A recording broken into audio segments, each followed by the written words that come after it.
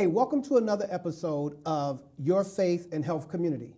I'm your host, Pastor Jackie Jackson, and as always, on behalf of myself and our producer, Anita Alexander, I want to thank you very much for taking out time from your busy day.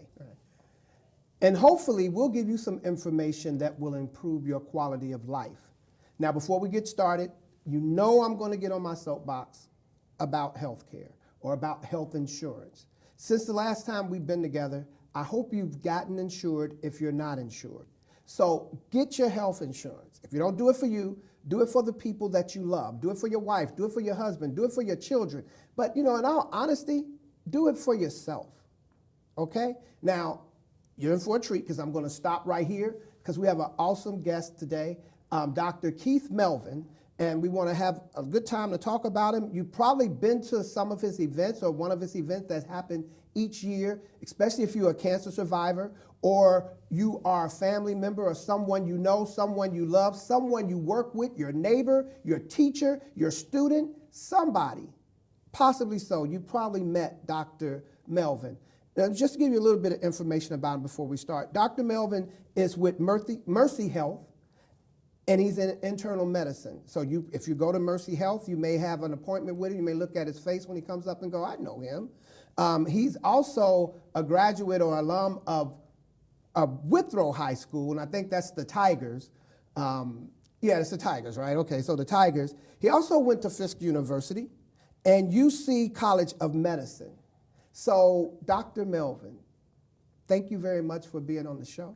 Thank you for having me. I've known about you. I've seen you. I've been to Allen Temple a few times. So I've seen you. I've been to the celebration down at Duke Center. So it's awesome to have you sitting here with us today to talk about what you're doing in this community. Thank you so much. And yes, I am a Withrow Tiger and went to the University of Cincinnati College of Medicine. I did my residency at Jewish Hospital here in Cincinnati. That's the oldest Jewish hospital in the country, and just from a historical perspective, I was the second African-American male to train at Jewish Hospital in medicine. The first person trained there in 1955 in residency, that was Dr. George Hale. And then I came in 1980, so I was the second guy to train in internal medicine at Jewish Hospital, the oldest Jewish hospital in the United States. So 2 African Americans in a 30-year period. Yes. Actually, 2 guys. 2 guys. There were 2 women in between us. Okay. But still, the numbers are 4 minimal. In a 30-year period. Yes. That in says this a lot. city. Right. In this city. So you've been with Mercy Health how long? This is like my 10th year with Mercy. Okay. And internal medicine. So just kind of brief, because What is internal medicine? What is internal medicine? Internal medicine is, my training is with all adults. So an internist sees patients from 18 until they die. So we're a primary care physician. And my best reference is you take your children to a pediatrician and the parents should go see the internist. That's the best description of that. Now there's also family medicine, which encompasses pediatrics and adult medicine. And so if you go to a person that's in family medicine trained, then they see the whole family. Also, family medicine physicians sometimes do a little bit of surgery, and in the rural areas, they also deliver babies. But the internal medicine doctor is usually in the larger cities, and we take care of adults from 18 till they die. Now, your cardiologist is an internist, but then did a subspecialty in cardiology. The gastroenterologist, who does the colonoscopies and so on, is also an internist who did 2 years additional in the subspecialty of gastroenterology, so they can then do colonoscopies and so on. So those are the kinds of things that we've done. As a general internist, so I'm not a general practitioner, I'm a general internist. So my training was in internal medicine for 3 years after medical school. That's interesting. I don't think I've ever known that much in terms of, I have a primary care. Yes. And Joe Hackworth is actually my cardiologist. Joe Hackworth is, just for your own knowledge, Joe Hackworth was in the first class at the University of Alabama that a black student got to go to the medical school there. Joe Hackworth's in that first class. And he's from Alabama, so he understood the culture, and that probably helped him to navigate through that. And then he came to Cincinnati to do his cardiology fellowship, and then, thank God, he stayed here in Cincinnati because Joe Hackworth is an awesome cardiologist. You took the word. I was getting ready to say, thank God he stayed, because when I encountered him and I was referred to him, there was some. I just had a heart attack. Yes. But there was still some complications, and the cardiologist I was dealing with, no names, told me, well, we're just going to have to let that work itself out. There's nothing we can do. And I went and saw Joe, and Joe was like, no, this Thursday I'm going to bring you in, and we're going to do some stuff. We'll figure it out. And since then, if I'm going anytime, I'm going to go see him. No At the doubt. end of the day, I thought and still think he is a phenomenal doctor. And I don't know how many people I've sent to him. When I encounter people with heart issues, it's like, you need to go see Joe. Well, I'm seeing so-and-so. Well, I don't know so-and-so, but I know Joe. Yes. So going with that. But thanks very much for giving that information, because a lot of times we don't have correct information. And especially, unfortunately, in our community, sometimes we're not getting the appropriate information. We don't understand. Or we're going with what maybe mama thought, as opposed to getting more. There's a scripture somewhere in the Bible that says, my people perish for lack of knowledge or lack of information. So I thank you very much for that. I want to make sure, we want to jump to this. You are the co-founder, along with Bill Mabry, Yes. of the Black and White Cancer Survivors Foundation celebration. I'm going to put this up so that you can see it, because it's coming up here next week? Next weekend, in Next fact. weekend. And so that story goes, Bill Mabry is a patient of mine. His wife's a breast cancer survivor for like 10 years. My wife is actually a 2-time cancer survivor. And so Bill Mabry as my patient, and he as a DJ came to me 10 years ago and said, Doc, we ought to have a party and celebrate our wives having survived cancer. Well, okay, we'll have a party. We had a party out at the Atrium in Tri-County. 120 people came. Ollie's Trolley was the caterer. We had music and so forth. 120 people actually showed up. I was like, wow, people actually came out for this celebration. So we did it again, had 160 people at the Atrium. And then we did 3 years at the Atrium, but we outgrew the Atrium. So we moved on to the Sharonville Convention Center. We were there for 3 or 4 years, and we outgrew that at 800. And then we moved to the Duke Energy Center. And this will be our 3rd year to Duke Energy Center, Pastor Jackson. And we will have 1,500 people in attendance. So the Lord has truly blessed this idea and this mission that we've had. And actually the mission of the foundation, once we became a foundation, was to increase awareness and to promote screening so that early detection will be the rule in people who are diagnosed with cancer. And then we've also used our resources and funds to provide monies to those folks who help you navigate through the challenge of cancer. So we've helped out the American Cancer Society, we've helped out the Cancer Support Community, those are the larger institutions, and then we've helped the I Will Foundation that recognizes younger folks with the brain cancer that the kids are dying from. We help Mommy Has Breast Cancer, which is an organization of women who have helped one another. They've gone over and done some babysitting. They've helped take you to your appointments and so forth. They've cleaned and cooked in your house and that kind of thing.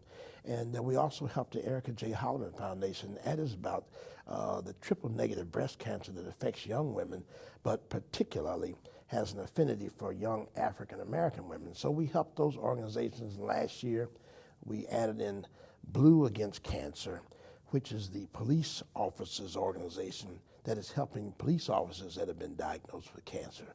So this is what we've done with this. And as I said, the Lord has blessed us to have a very successful event. But the mission is right and the cause is just. And with very little advertisement other than word of mouth, we've grown from 120 people to 1,500 people. And this year, we even have a second day on Friday, November the 2nd. We're having a concert at the Duke Energy Center with Confunction nationally known, and they are being opened by Can function. yes. Well, they're going to be opened by Second Wind, which is our own local band. Absolutely. And then we have an after party at the Duke Energy Center. Julia's and maybe even Scott's is providing some food for you to purchase while you're there. So it's going to be a great weekend, and I'm really looking forward to it. Friday night with the concert, and the Saturday night we finish up with the awesome gala. It has great entertainment. It has great fellowship. Everyone's dressed in black ties, so they're looking good, dressed to the nines, as they say. And they have a great time. And I'll be honest, everyone's gone by midnight. I've gotten older now. I don't do all that 1 or 2 o'clock in the morning stuff. By midnight, I'm heading to my bed. You're not heading out the door. You are heading to bed by midnight. I'm trying to cut to the chase. You know. I understand. You know, I was at the one, not last year, but year before last, when Tracy Robinson ministered with flags. And then I know Sierra Harper sung last year, and she will be back this year. But you know, it's funny, until you actually do a little bit more digging or get more information, I know about the event, the celebration, I've been there, but everything you just talked about, all the work, the good work that this foundation is doing, I had no idea. And now I feel bad that I didn't know about it, but then I feel good that you've given us some information to understand that this isn't just, even though it's a fabulous night. You know, I've got my tux ready. I'm ready to go. It's already been to the cleaners. It's good to go. You know, but it's not just a night to come out just so that you have something to do on a Friday or Saturday night. It's also working for a good cause. And I think probably most, maybe not all, but most of us in some way or another has been touched by cancer, whether it's someone we love, whether it's ourselves. Personally, I was sharing with you before we started that I had 2 scares over the summer, one in August with a growth that's been in my head forever, but a doctor looked at and was alarmed and said, I'm afraid this is cancer. And then a growth on my arm, to God be the glory, it was, is it benign? It was benign. But what that did for me was it heightened more my awareness, because sometimes in things we know about it, we hear about them, but you know, if it doesn't sometimes touch us personally, we kind of deal with it, and maybe not necessarily in passing, but when it's touching you personally, you actually get a little bit more involved and a little bit more concerned. So now, even though it was benign, I look at this celebration and this foundation in a totally different light, and understanding, you know, my other mother, I had a foster mom.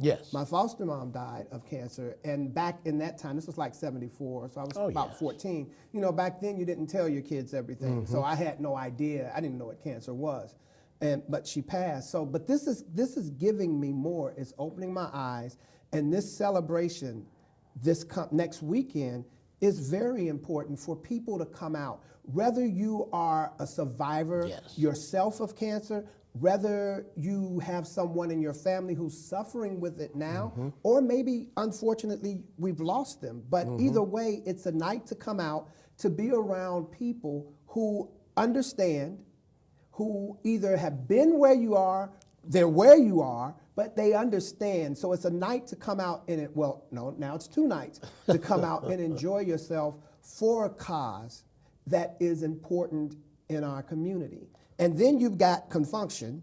You know, I mean, I'm only 22, so I'm not sure. I've heard about Confunction, but we know Confunction is live, and Second Wind is a phenomenal group. So you've got 2 nights that's going to be great. I want to put this up one more time. I want to make sure people get it. And tell us if people want to get more information. Well, and certainly tickets are available in my office at 585-9500. That's at Mercy Health, Avondale. So you can call 585-9500. You can call Bill Mabry at 742-4388. You can also go online, Black and White Cancer Survivor Foundation.com.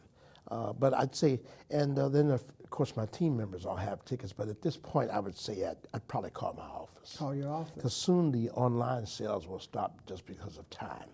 But yes, Pastor Jackson, it's been a great run for me personally, because I also was diagnosed with prostate cancer when I was 47 years old. My wife's a survivor 2 times with cancer. And as I said, my co-founder, Bill Mabry's wife, Deborah, is a breast cancer survivor. And so we had a personal affinity for the idea and the concept of doing something. But what we've done as it has evolved is clearly, my objective has always been to increase awareness because, you know, in men's health, black men weren't getting PSAs, they weren't getting digital rectal exams, and so of course everyone has understood now that prostate cancer affects African American men twice as often as anybody else. And of course we know breast cancer is hitting 1 out of 6 or 8 women, and it's all over the place, and sometimes it hits men. So what we've done at this event is, yes, we have a party, and that's a foundation for you to come out dressed to the nines, looking good in the early, late, mid-fall. But more importantly, it's because when you get there, not only are you entertained and not only do you have the fellowshipping, but we historically at our events have been very educational. We have people doing testimonies. We have folks telling what they do at their organizations.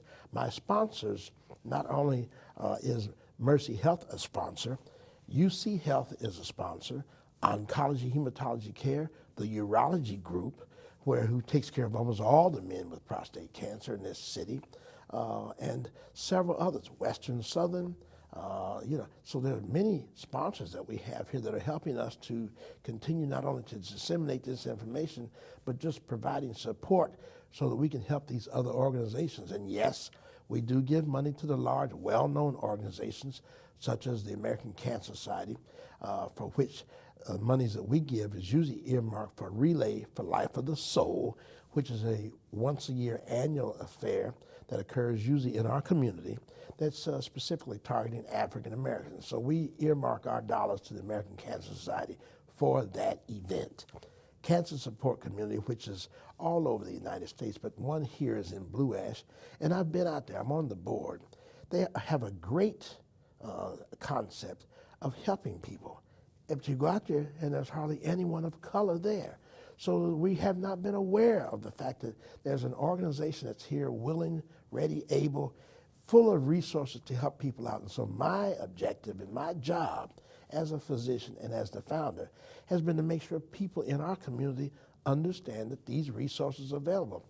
And why do you need them? Because you cannot navigate through the challenge of a diagnosis of prostate cancer, breast cancer, colon cancer, lung cancer, or any cancer by yourself. You'll need some help. I don't care who you are. It's a scary time. It's a tough time. It's very, very challenging. And everybody doesn't even make it through. But the key to our plans and our program has been early detection is a rule. And so we have promoted screenings, lung screening, colon screenings, breast screenings, and the other thing, you mentioned it, if a guy or a lady comes in for their screenings, they will then probably get blood pressure checked, sugar checked, cholesterol, and so forth. So what you'll do is then dial in to your own health care. And I say to folks all the time, particularly women, listen to your body. If something doesn't quite seem right, it probably isn't. So go to the doctor and find out. And if the doctor doesn't pay attention to you, get another doctor. Get another doctor. But you should, for yourself, should be knowledgeable enough and educated enough to understand when you should be screened for prostate cancer, when you should get a mammogram, when you should get a colonoscopy, and when and who should get lung screenings and so on. You should be knowledgeable enough about those things. And these are the kind of teachings that we've done through the foundation at our annual gala. So you're not only there to have a good time, and dinner is good, and we have great entertainment, but we're there to educate folks. And even our souvenir journal is worth keeping because it has lists and numbers of doctors' phone numbers.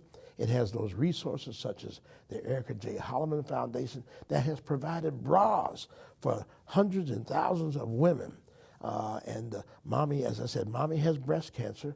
They come over and take care of people, cook food for the woman who's going through the breast cancer treatment scheme, take them to the doctor appointments, all kinds of things. These are the kind of resources that are available, but you have to know that they're available for you to access those. And that's that my people perish Yes. for lack of information. Lack of knowledge. My ex-wife, Robin, and this is my youngest son's Chase mom, back October 1st actually of 17. This October 1st was a year since her death. I know that usually when people hear cancer, you hear, or a lot of people think, okay, so that's a death sentence. I don't have long. You know, the interesting thing for Robin, she had cancer. Then I guess they got it under control. They got it, and then it came back again.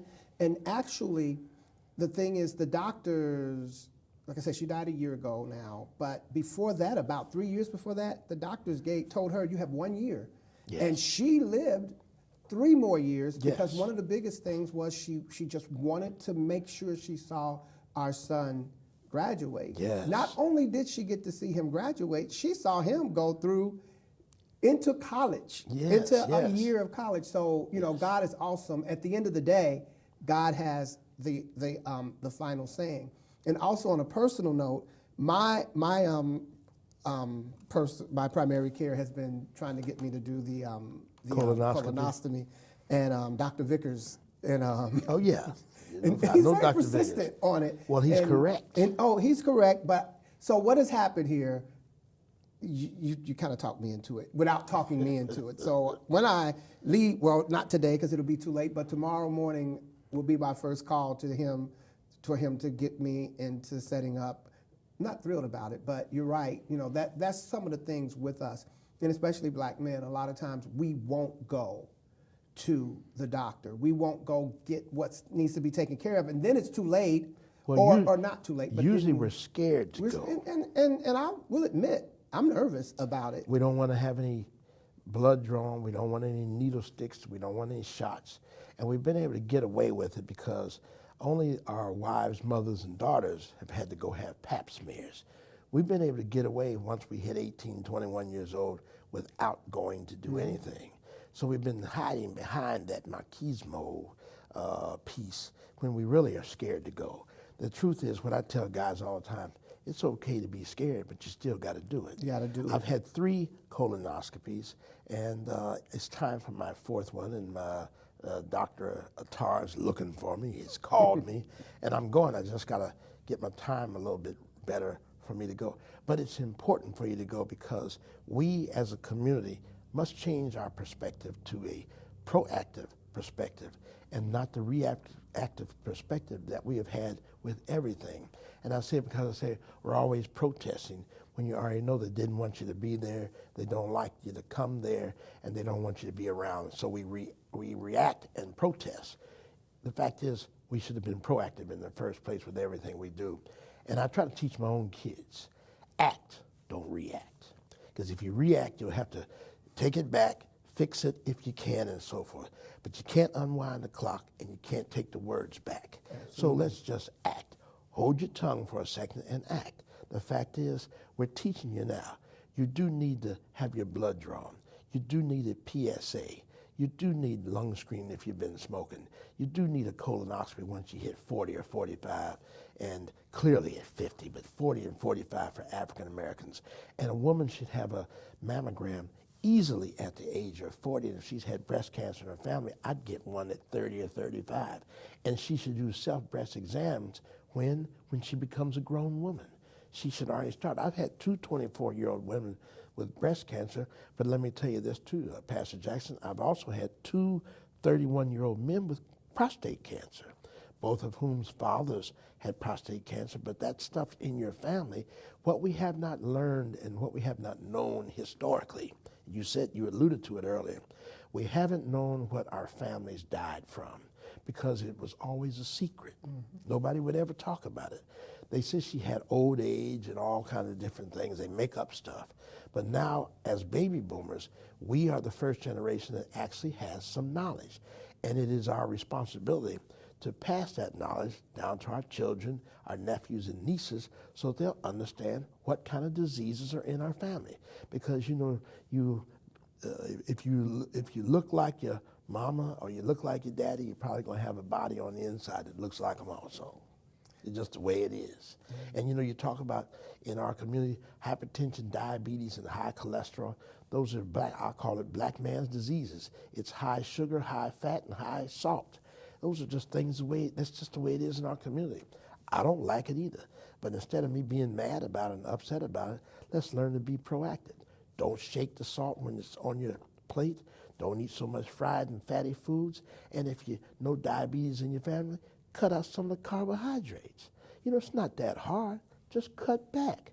Modify what you're doing, but take it seriously, because those diseases will take you very seriously. And if you wait till they've all gotten a hold of you, I always tell guys all the time, don't wait till the horses are gone and then come running over here to me, because I ain't no gatekeeper once you get to that point. If the horses are gone, they're gone. And all I can do is close the barn door behind it. But everything's over with. Okay. You're already in trouble. But I've been over there real. for 35 years. So, as they say, holla at your boy. You know what I mean? I like that. I like that.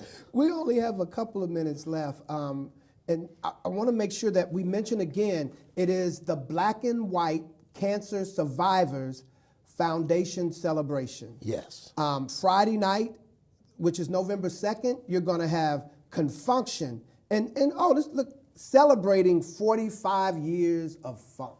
Yes. So Confunction has been around. And Second Wind, local, you probably seen them maybe somewhere. Listen, a phenomenal group. Sharing the stage with Confunction, it makes sense because they're just that good.